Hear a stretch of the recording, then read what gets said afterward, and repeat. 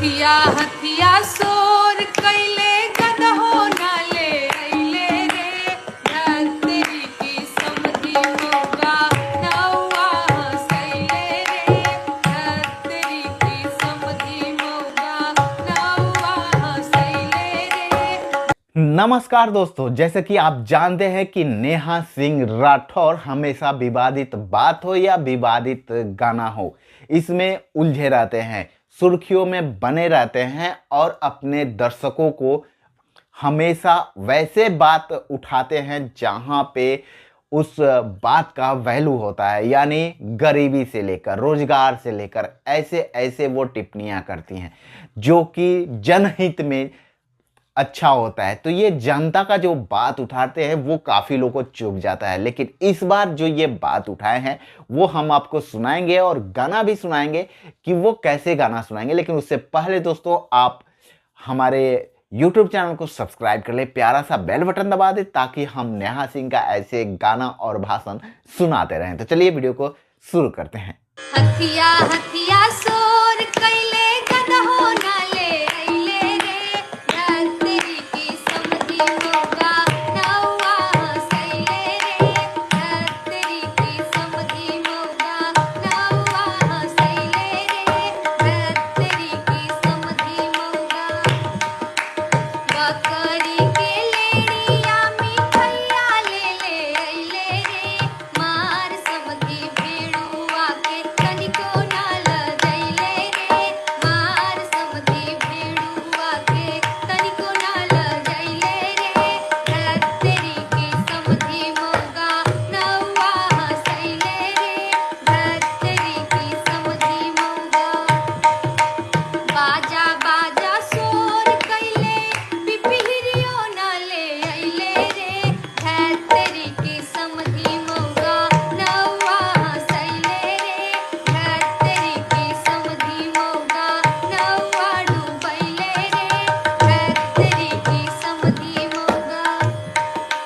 बकरी के लेड़िया मिठैया ले अइले रे चंदनवा के बहनी के सूटा मारो नौवा डूबैले रे तब का साले ससुरारी में कन्ना छिले अइले रे धरती की समधी होगा नौवा हंसैले रे हथिया हथिया सोर कैले गदहो नाले अइले रे चंदनवा के बहनी के सूटा मारो नौवा डूबैले रे धरती की समधी भिड़ुआ नौवा हंसैले रे धरती की समधी होगा। थैंक यू, धन्यवाद, शुक्रिया। मैं और गारी ही सुनाती हूँ।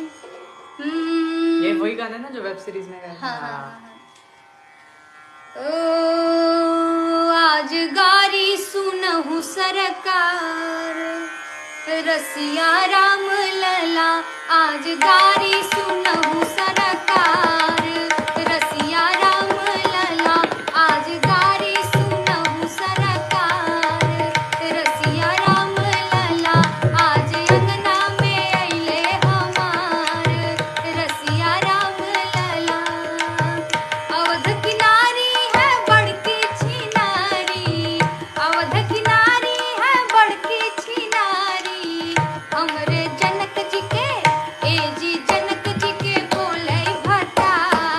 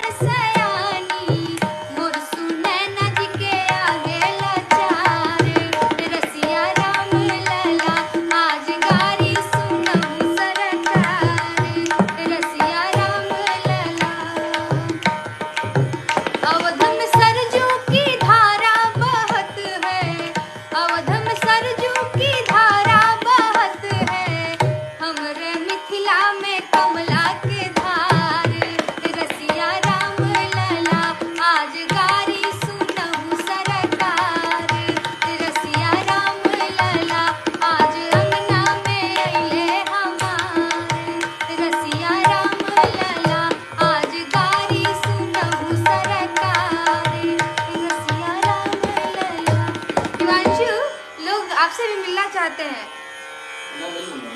बोल रहे हिमांशु कहाँ है, जरा हेलो बुलवा दीजिए। वो सस्पेंस है, सस्पेंस। सस्पेंस सामने ही तो बैठ, आ जाओ एक बार बोल दो। एक मिनट, वो जो मैंने तुमको गोल गोल